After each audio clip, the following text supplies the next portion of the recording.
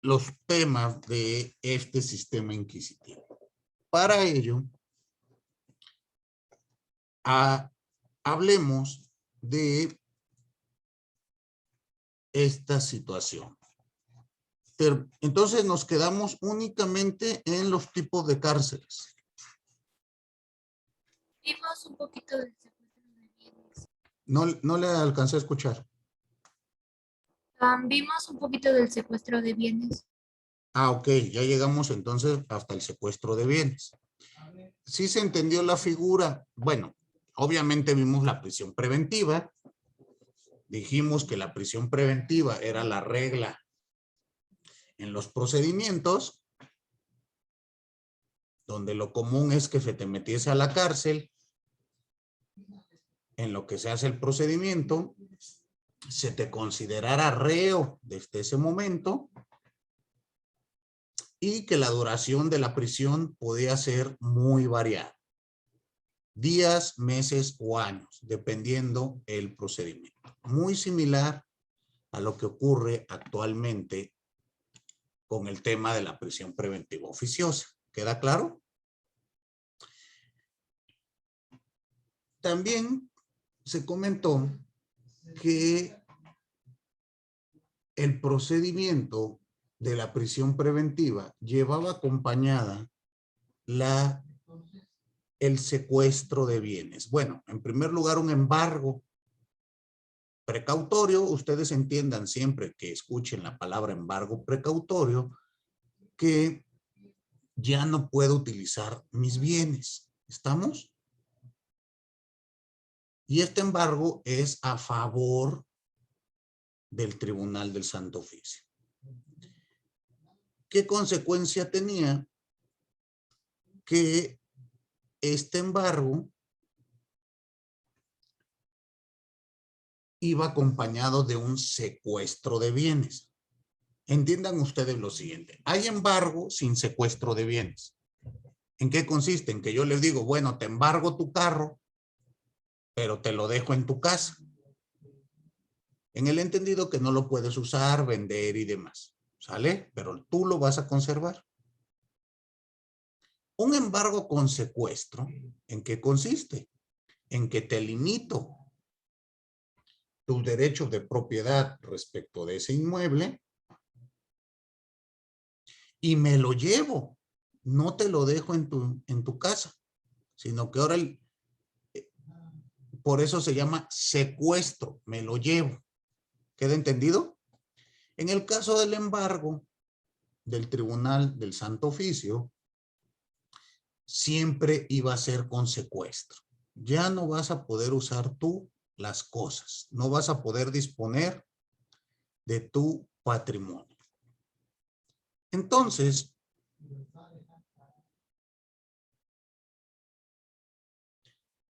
estos bienes que son embargados y a su vez secuestrados, van a tener que pasar a disposición del tribunal. ¿Y qué se hacía con ellos? Bueno, se utilizaba para la manutención del reo. Es decir, ¿se acuerdan que en la cárcel pública y en la cárcel media se permitía que se le llevaran alimentos al reo por parte de sus familiares? Y tener comunicación con el exterior, recibir visitas y demás. Pues en la cárcel secreta no. Incluso recuerden que en una cárcel secreta, en muchas ocasiones, los propios familiares no sabían el lugar donde estaba recluido el reo. De ahí el secretismo. Mucho menos podían comunicarse con él ni llevarle alimentos. Entonces, bueno, pues ustedes saben que alimentar y pagar los sueldos de los carceleros, pues no es gratis, ¿verdad? Y esto se tenía que realizar con los propios recursos del reo. El reo tenía que pagarle a sus carceleros y tenía que pagar los alimentos. ¿Queda entendido?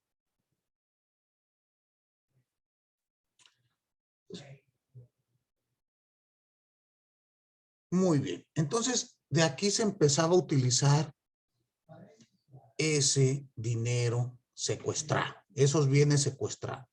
Eran puestos a la venta, eran absorbidos por el propio tribunal. El tema era tener cantidad líquida para poder mantener al reo en la cárcel. ¿Queda entendido? Pensemos lo siguiente. En los extraños casos donde el reo demostraba su inocencia y lograba salir libre, sin cargo alguno, sin mancha alguna,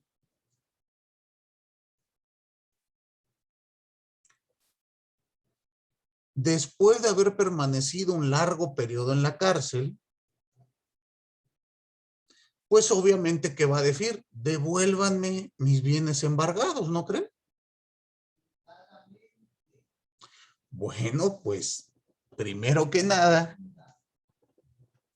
debía liquidar su cuenta por haber permanecido en la cárcel.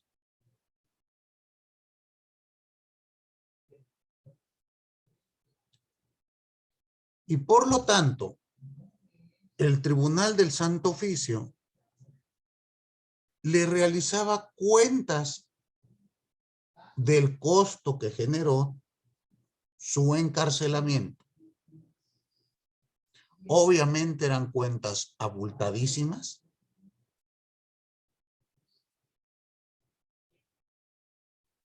Indicándole que gran parte de los bienes secuestrados ya habían sido gastados.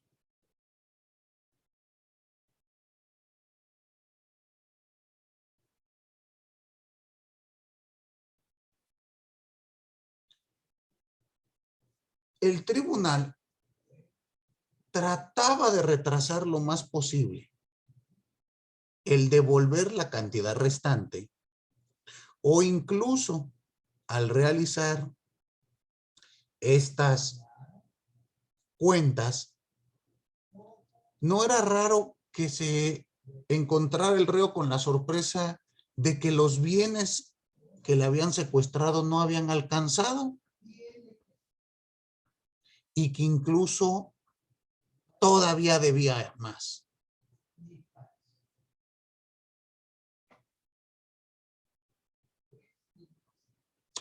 Y por lo tanto, se le decía al reo, mira, ¿qué vienes a pedir? Si todavía debes. Yo que tú me iba ya así, porque si no voy a ampliar mi secuestro contra lo que tengas. Y si no tienes con qué pagar, pues te vas a quedar en el calabozo. ¿Qué harían ustedes? Elki, ¿qué harías si te digo eso? Pues trato de llegar a un acuerdo para que, o sea, para yo no pagar más o para que no me embarguen otros bienes. ¿A qué acuerdo va a llegar? Aquí es, o te meto otra vez al calabozo. Como que no le doy mucha posibilidad de acordar, ¿o sí? Entonces, dense cuenta ustedes que con esta figura no era extraño que estos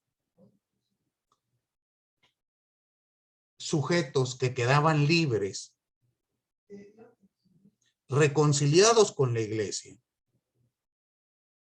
sin sospecha alguna y exentos de pena, salían reducidos a la más absoluta pobreza.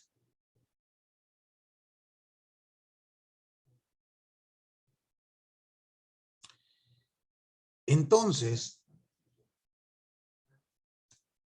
fíjense lo peligroso de estos secuestros.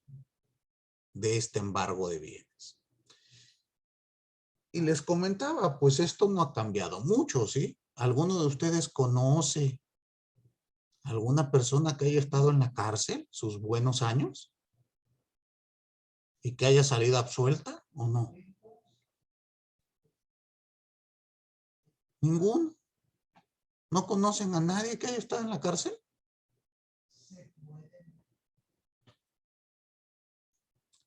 Bueno, traten de checar. Profe, Dígame.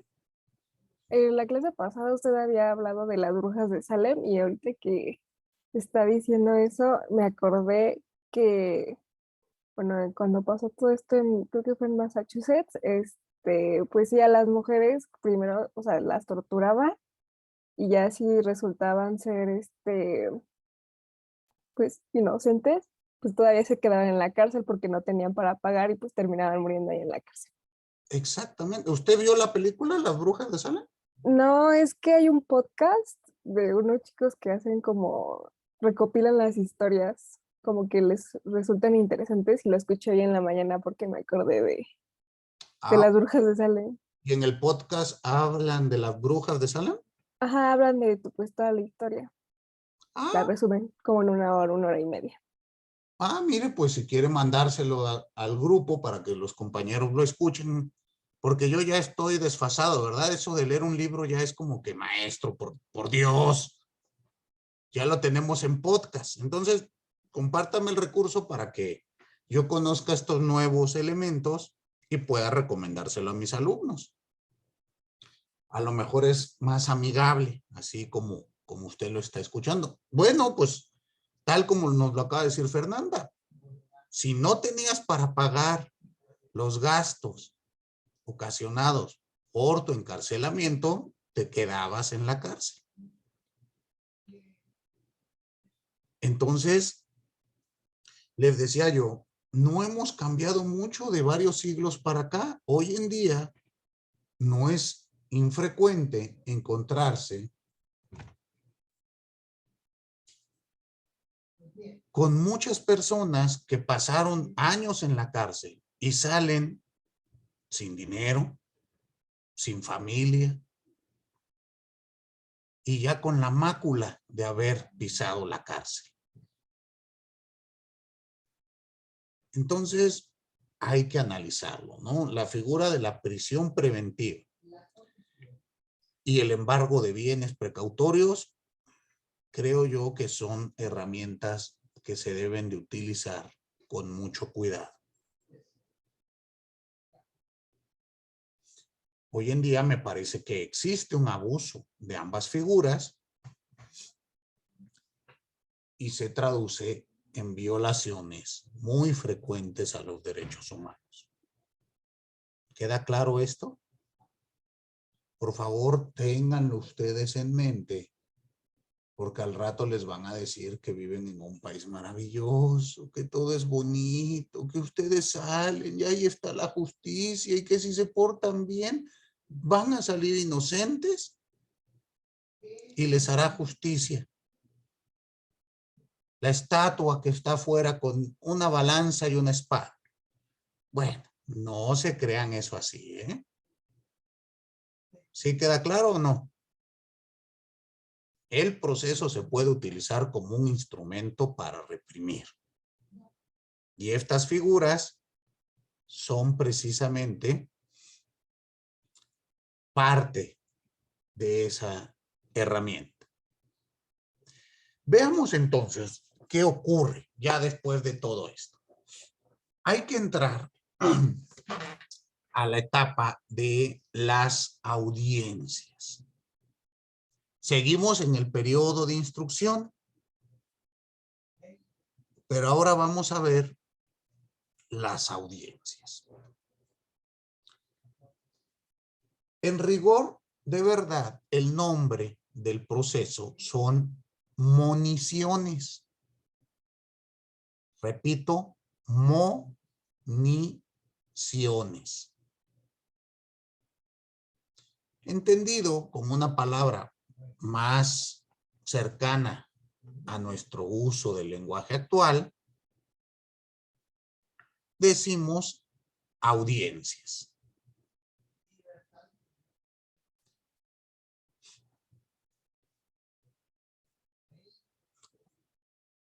¿Qué iba a pasar? A partir del tercer día en que el sujeto, el reo, era ingresado a la cárcel secreta, debía comparecer ante el propio tribunal, es decir, lo sacaban del calabozo y lo ponían frente al inquisidor. ¿Para qué? Para que tuviera 3 largas y maratónicas audiencias.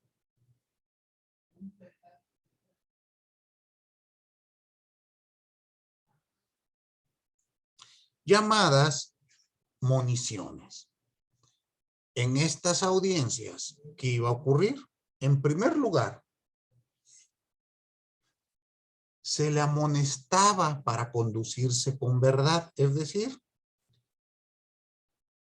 te voy a pedir que te conduzcas con verdad en todo lo que pregunte. Y si noto o sospecho que me mientes, bueno, aumentará tu castigo. Eso es una amonestación para conducirse con verdad. ¿Estamos?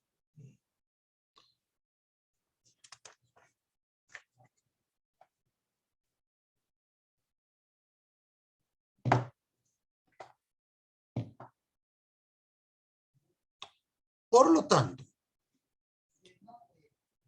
en estas audiencias, pues era un proceso, un interrogatorio difícil, un interrogatorio donde el reo llevaba todas las de perder.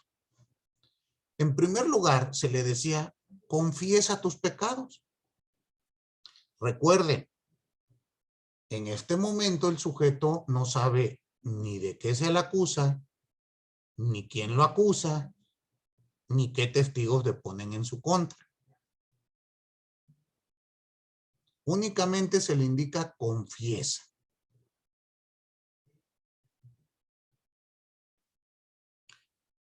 De tal modo que pensemos, el reo va a decir, no, pues yo no quiero que esto avance, de una vez confieso lo que hice. Nunca la primer confesión era suficiente. ¿Queda claro? Profe, esto es como lo de la película que nos dijo que viéramos cuando al principio agarran a todas las chicas y hasta las empiezan a poner en contra unas de otras. Exactamente, en la película Aquelarre.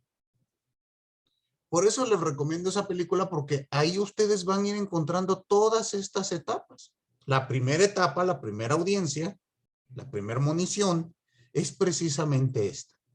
Si ustedes se dan cuenta, no llegan y inmediatamente las torturan. Primero las interrogaban. ¿Estamos? En este interrogatorio se les preguntaba también por todos sus parientes.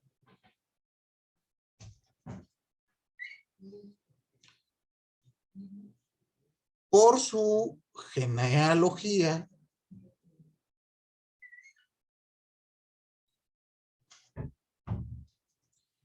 En los lugares donde nació y en el que radicaba.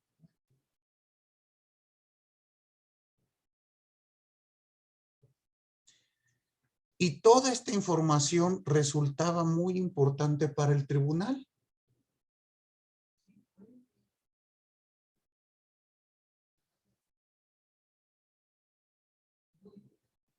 ¿Por qué con ello?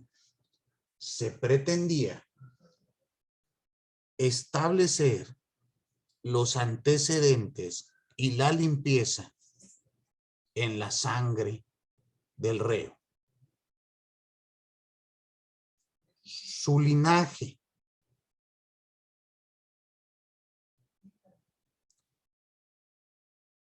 Y por lo tanto, establecer si tenía mayor o menor cercanía con la herejía. Es decir, imagínense, si en mi familia un abuelo mío había sido juzgado por hereje, ¿qué creen que me va a pasar a mí?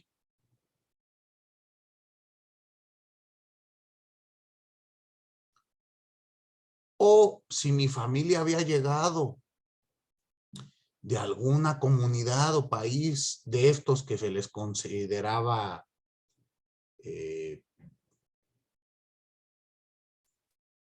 ¿cómo les llamaban? Infieles. Pensemos Medio Oriente, Arabia, etcétera. Pues también me iba a ir mal, ¿concuerdan? Todo esto era importante, de tal modo que los pecados de mis antepasados los seguía pagando yo. Y hoy en día, ¿no les parece que hay algo todavía de esto en nuestro pensar? A ver, si al muchacho que vamos a juzgar se llama Brian, iba en una motoneta, con una gorrita, unos pantalones pegados, una playerita, iba escuchando reggaetón y vive en Tepito, les pregunto, ¿tendrán sospecha de que cometió el ilícito? ¿Ya ven cómo no hemos cambiado? Y esto, por lo menos, debemos de entender que no es así. Creo yo que el lugar donde uno reside no te vuelve ni bueno ni malo, ¿o sí?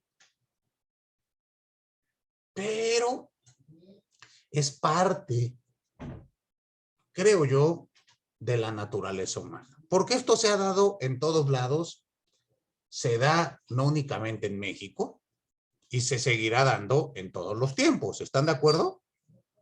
Ejemplo, en Estados Unidos, si el muchacho es afrodescendiente del Bronx, en una de esas ni llega al tribunal, le dan unos balazos antes de llegar. Y así por el estilo. En otros países, todo será así. Pero dense cuenta que esto se volvía fundamental.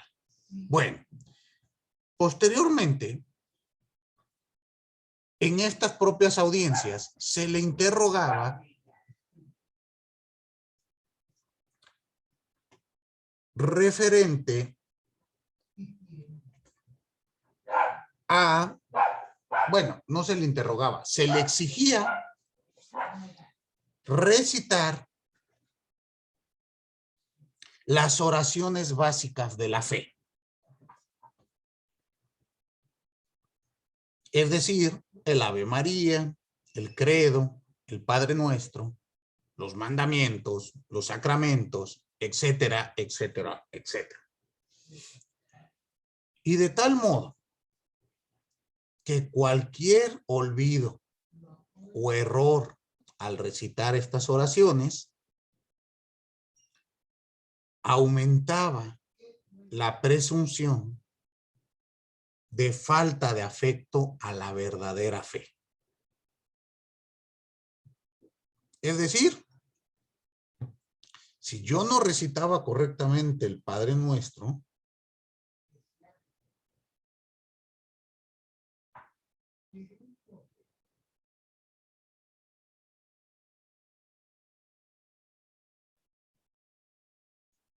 ¿qué iba a ocurrir? Pues que se presumía que el demonio no me había dejado hacer esta oración correctamente. Y por lo tanto, esta situación aumentaba los cargos en mi contra. Se presumía que estaba alejado de la verdadera fe. ¿Queda claro?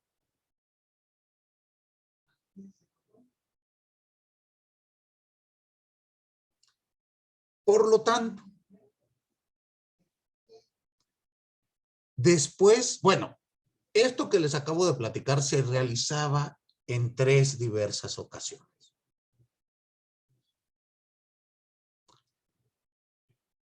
Cada audiencia, les decía yo, podía ser larguísima.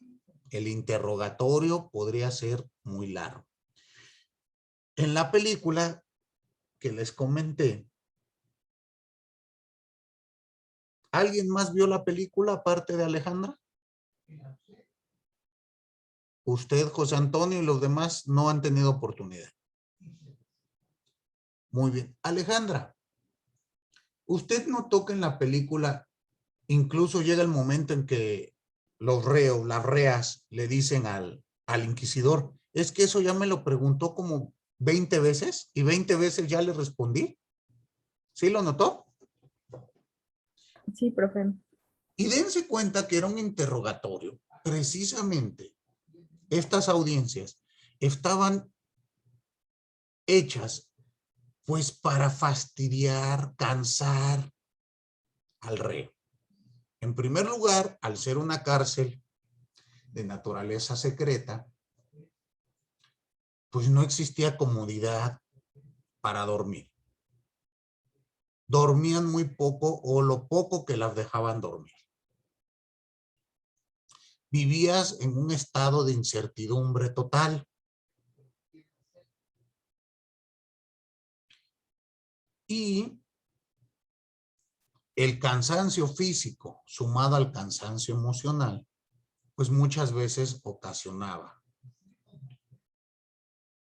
que el proceso, que el reo colapsara. Muy bien. Entonces, en este tipo de procedimientos era muy común que estas audiencias se prolongaran. No sé si usted notó, Alejandra, que había ocasiones que se llevaban a una de las muchachitas para interrogar. Había todavía luz de día y ya cuando regresaban a la muchacha toda cansada y golpeada ya era de noche. Eso nos da una idea de que el procedimiento de esta audiencia pues duraba muchísimas horas. Muy bien. Después del trámite de estas audiencias, venía la ratificación de la declaración de los testigos.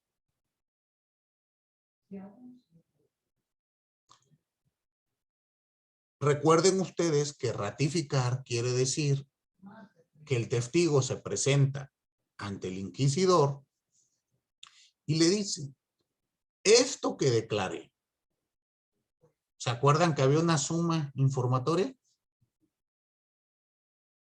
Esto que declaré, que fue asentado en la delación que presenté o en el interrogatorio, consecuencia de la citación que se me hizo,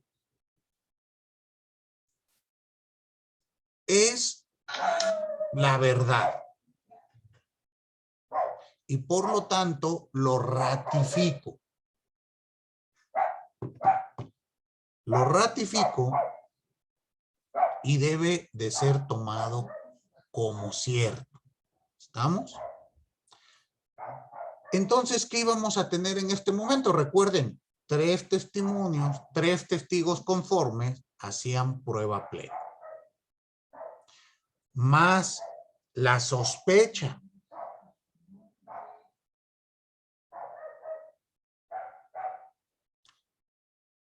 Si cometí algún error al recitar las oraciones, o si en mi parentela existía algún antecedente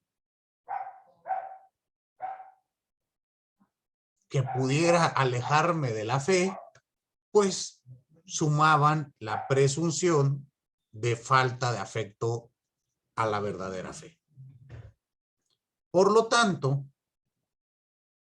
daba lugar a la siguiente etapa del procedimiento. ¿Cuál va a ser? la puesta en tortura. Y esto, bueno, es lo más representativo del procedimiento inquisitivo.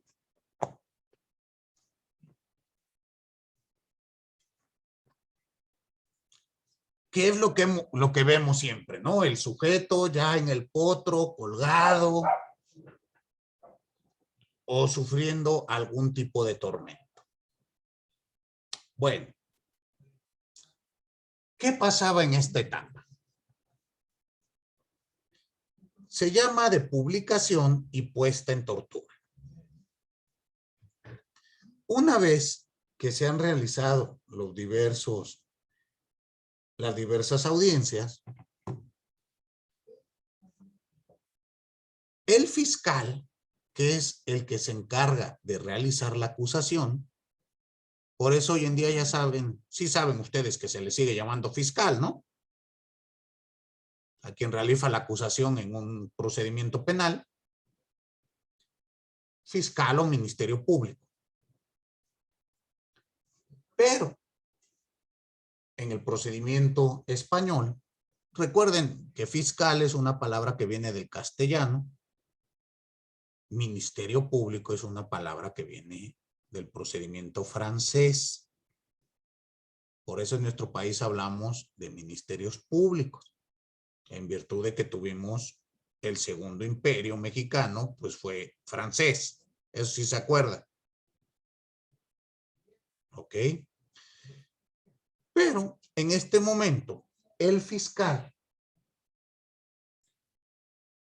le pide al Tribunal del Santo Oficio, va a realizar una acusación.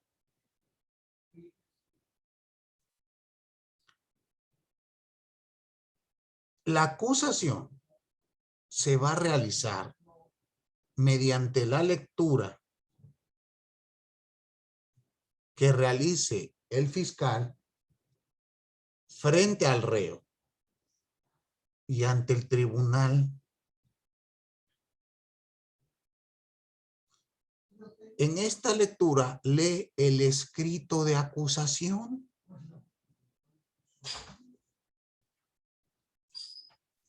Que contenía los cargos formulados. Este documento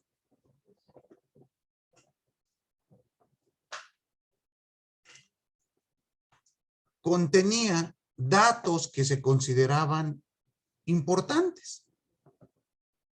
Siempre se debía de exponer si el reo había sido bautizado y confirmado.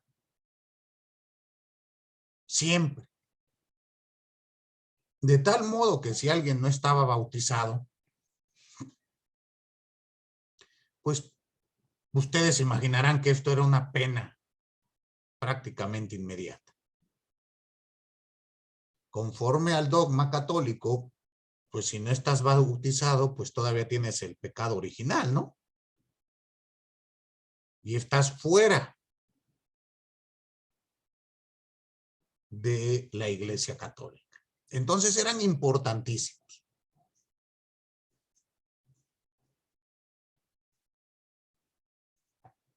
En esta acusación,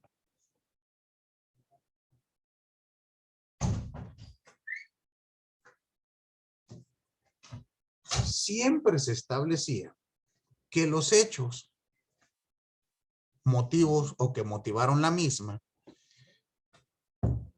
mostraban que el reo despreciaba el temor a la justicia de Dios, así como a la religión, y ello se consideraba un escándalo para el pueblo.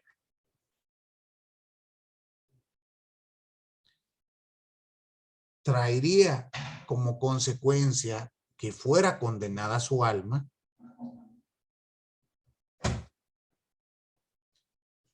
y que no pudiese entrar al reino de los cielos. Esto era requisito en todas las acusaciones. Posteriormente, el fiscal establecía que se daban plenamente probados todos los testimonios incriminatorios.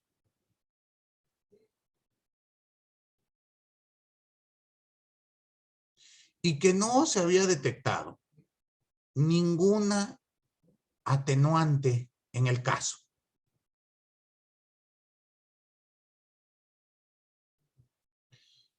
Y por lo tanto, el fiscal siempre terminaba su alegato solicitando se le considerase al reo como culpable.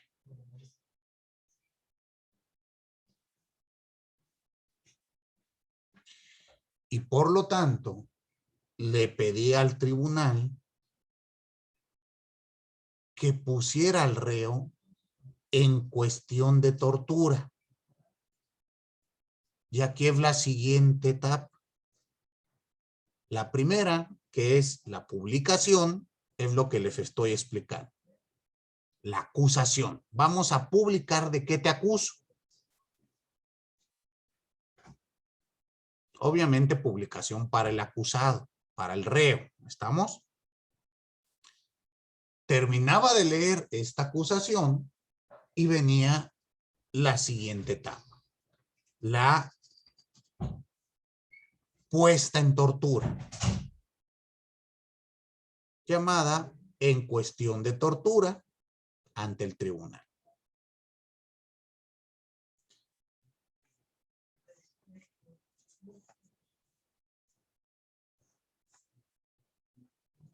¿Y en qué consistía? Pues que el inquisidor solicita que se inicien los tormentos. En un inicio, la tortura será aplicada, vamos a llamarlo así, por ensayo y error. Pero poco a poco, pues como ustedes ya saben, este procedimiento duró siglos, se convirtió en un procedimiento muy elaborado. Los instrumentos de tortura, las formas de tortura, estaban diseñadas para prolongar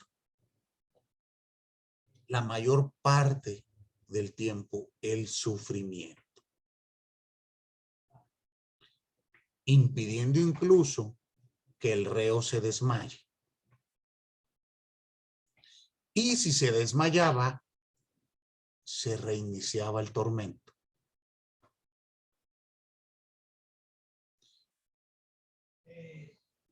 Ustedes saben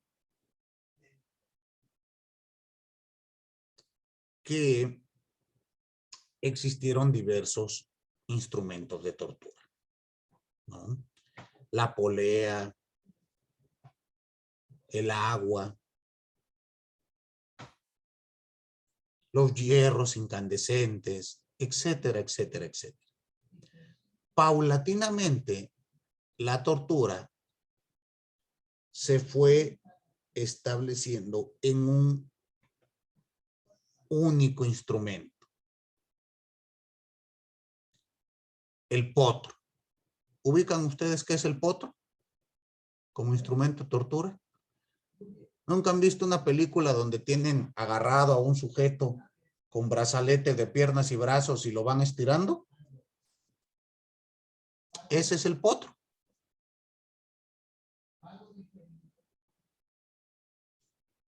Entonces, poco a poco, este se convirtió en la forma de torturar por excelencia. Porque ustedes dense cuenta que prolonga la agonía, prolonga la tortura lo más que se pueda. ¿Sí queda claro?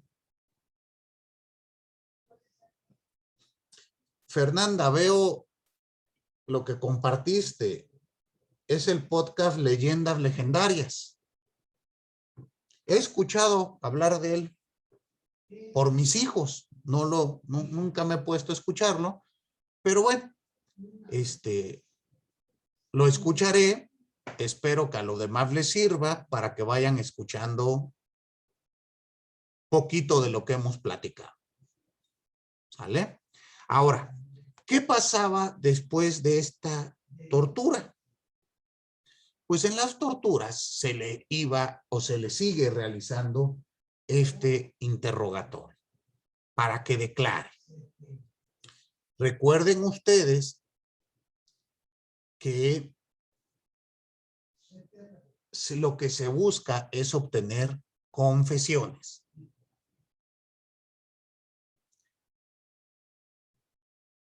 Y por lo tanto, ¿qué ocurría? Toda declaración hecha en tortura debía ser ratificada al día siguiente por el reo mediante una declaración jurada ante el inquisidor. Si no se daba esta ratificación,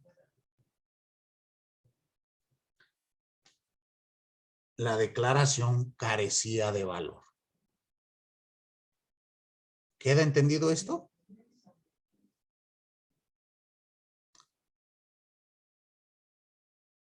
Quien aguantara varias sesiones de tortura sin confesar,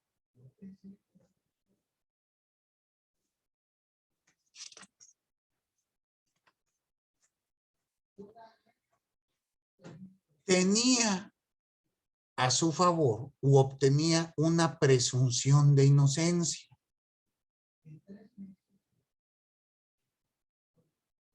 Que generalmente llevaba a una sentencia absolutoria.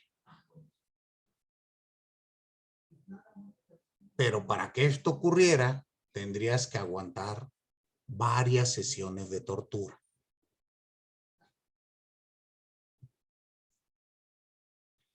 Y eran muy pocos los casos en donde esto podía ocurrir. ¿Queda claro?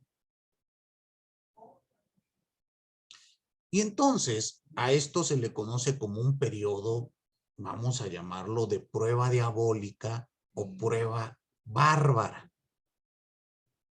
donde parece ser que pues cualquiera de los resultados que haya en dicha probanza, en dicha audiencia, en dicha tortura, pues salgo perdiendo. Y así, ustedes han visto en las películas que se remontan a la Edad Media, de cacería de brujas y demás. ¿Han notado que normalmente las películas estas de brujas, de cacería de brujas, inician con unas mujeres puestas sobre un puente o frente a un río, con una atada de pies y manos, con una roca amarrada al cuello, y le dicen, vamos a ver si usted es bruja. La vamos a aventar al río. Si es bruja, va a utilizar sus poderes, o el demonio va a venir y la va a salvar. Entonces la vamos a perseguir y la vamos a matar. Si no es bruja, pues se va a ahogar y su alma se irá al cielo. ¿Sí han notado esa escena? Pues creo que la prueba pues, no me conviene en ninguno de los dos casos, ¿o sí? Y como esa, había muchas pruebas.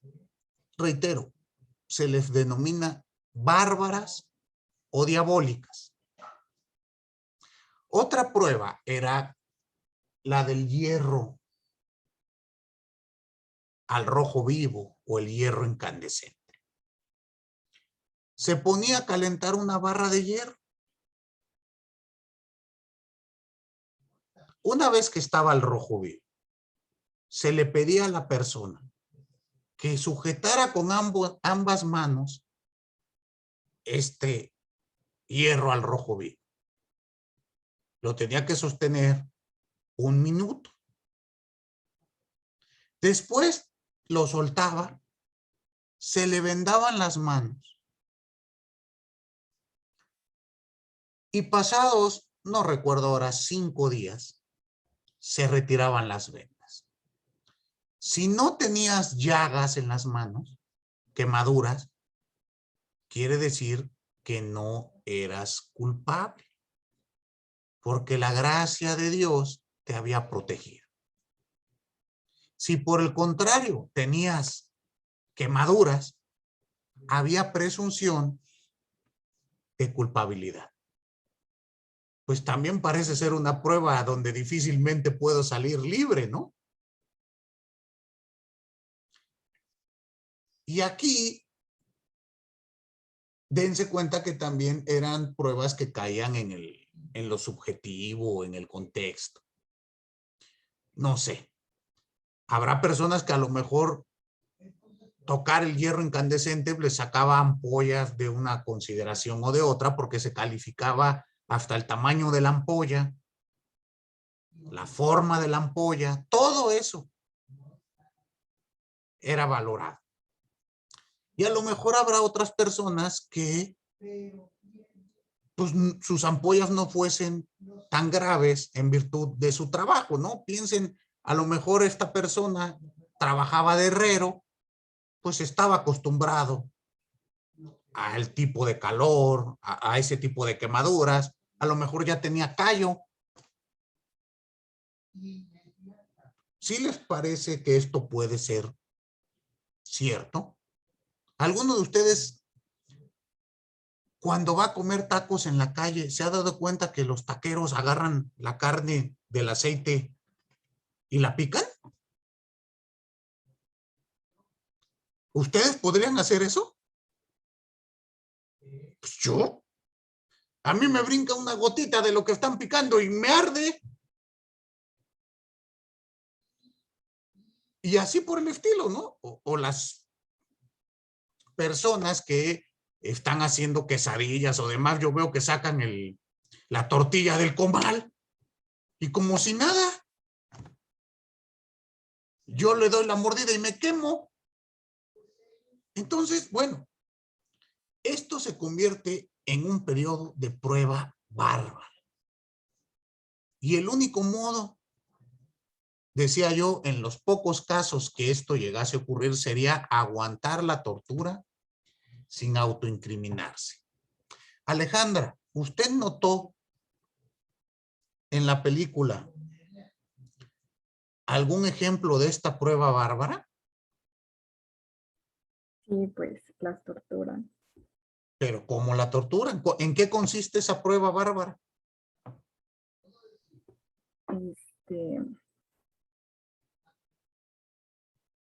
No recuerdo exactamente, profe.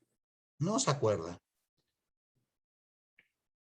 Consiste en que están buscando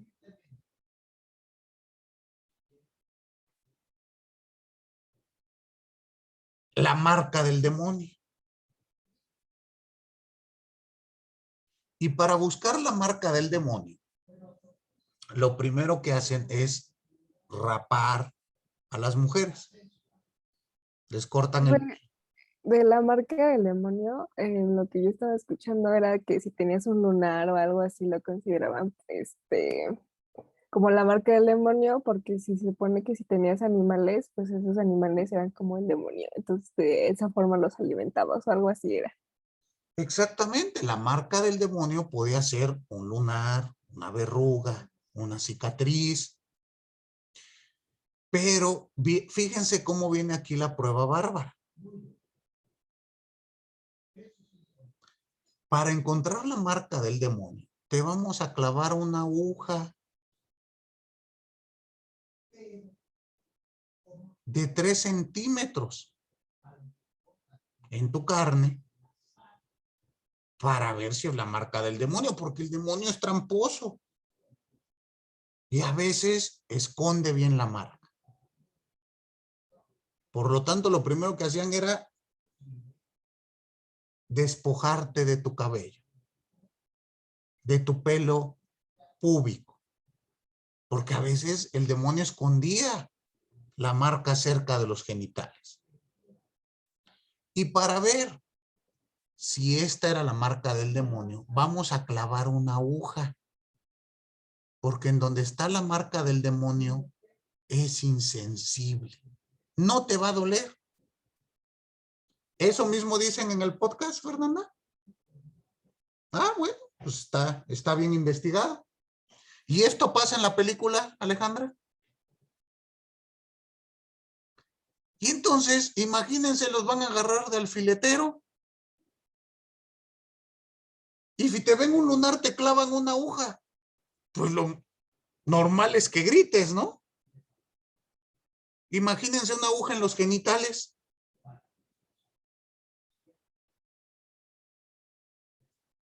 Y bueno, esa será la sesión de tortura. ¿Recuerda usted, Alejandra, en qué momento decide esta señorita que está siendo torturada que pare el tormento? ¿Qué pasa? Ahí cuando están clavándole la aguja. Es que nada, vi la mitad, profe. Ah, bueno. Me encanta esto. Profe, Me encanta eso de cuando, los alumnos. ¿Vieron lo que les pedí? Sí. Al inicio hay un letrero que dice aquelarre. Ya después no sé de qué trata, maestro, también usted. Y leí la síntesis, la sinopsis que pone el Netflix. Vean completo las cosas. Dígame, Fernanda. cuando ya pedían que, o sea, o empezaban a llorar o algo así, era porque Dios los, como que los estaba perdonando o algo así, si no mal recuerdo. No, bueno, no tan en este caso piensen ustedes lo siguiente. Están clavándote una aguja en tus lunares para ver si tienes la marca del demonio o no. Y de repente dice el torturador, lo que pasa es que a veces la marca del demonio la esconde en el ojo. ¿Tú sí lo notaste, José Antonio? Sí, en una parte, primero le dice que la marca del demonio se esconde la mayoría de las veces en el cabello y entonces la mujer le dice que está, creo que cerca del abdomen, por algo así, y le empiezan a clavar la aguja y después le dice que se equivocó y que la perdonen. Y ya es cuando el inquisidor le comenta que la marca del demonio generalmente se esconde detrás del ojo o algo así, y entonces le acerca la aguja hasta el ojo y es cuando ya confiesa, creo que un lunar, algo así, y le dice que ahí estaba la marca del demonio. Exacto. Primero te están haciendo el tormento. Imagínense ustedes que te claven una aguja en el ojo.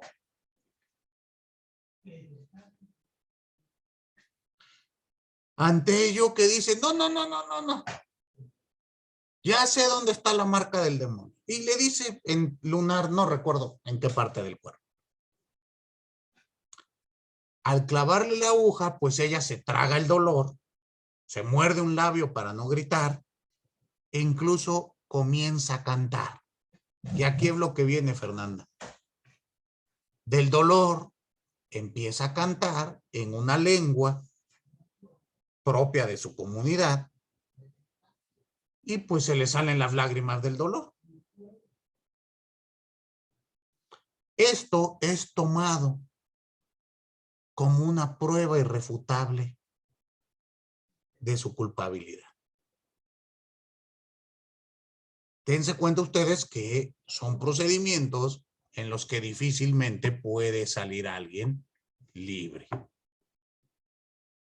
Bueno, hasta aquí vamos a dejar nuestra clase el día de hoy referente a la puesta en tortura y las municiones. ¿Alguna duda? ¿No? Bueno, ya tienen material ustedes para saber respecto de estos procedimientos. Espero que lleguen a un poquito más de la mitad. Ya tienen el podcast también. Pueden escuchar ese podcast. Pueden ver la película. Yo recomiendo la película porque está pegado a la Inquisición española, que es lo que estamos explicando. Muy bien. Bueno, ¿dudas? Ninguna. Perfecto. Entonces nos vemos el día, bueno, no nos vemos el viernes. El viernes hacemos examen, ya con las instrucciones previamente dadas. Y les deseo que tengan un excelente resto de jornada. Y nos vemos hasta el próximo lunes. Muy buenos días. Nos vemos. Hasta Gracias. luego. Gracias, profe. Hasta luego. Hasta luego. Luego, profesor. Nos vemos.